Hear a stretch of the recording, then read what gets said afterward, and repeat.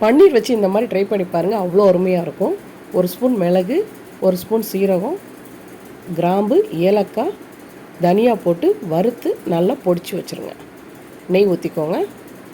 கொஞ்சமாக மிளகு, சீரகம், கிராம்பு, ஏலக்காய் போட்டுக்கோங்க. சின்னதாக கட் பண்ணி வச்சுருக்க வெங்காயத்தை நல்லா வதக்குங்க.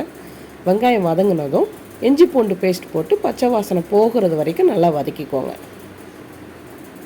அரைச்ச தக்காளி விழுது அதில் சேர்த்துக்கோங்க. மிளகாத்தூள், தனியாத்தூள், மஞ்சத்தூள், உப்பு இதெல்லாம் பச்சை வாசனை போகுது வரைக்கும் நல்லா வதக்கிக்கோங்க. 1 கப் தயிர் இதில் சேர்த்துக்கோங்க. நல்லா கிளறி விடுங்க. எண்ணெயெல்லாம் பிரிஞ்சு வரும்போது கொஞ்சம் தண்ணி ஊற்றிக்கோங்க. கொதிக்கும் போது கட் பண்ணி வச்சுருக்க பன்னீரை சேர்த்துக்கோங்க. வறுத்து பொடி பண்ணி வச்சுருக்க மசாலாவும் போட்டுருங்க. அவ்வளோதாங்க, ரெடி ஆயிடுச்சு. கஸ்தூரி மேத்தி, மல்லி இலை போட்டு இறக்கிடுங்க. சப்பாத்தி, புலாவுக்கெலாம் அருமையாக இருக்கும். கண்டிப்பாக ட்ரை பண்ணி பாருங்கள், டிஃப்ரெண்ட்டாக இருக்கும். உங்களுக்கு இந்த வீடியோ பிடிச்சிருந்தால் மறக்காமல் சப்ஸ்கிரைப் பண்ணுங்கள்.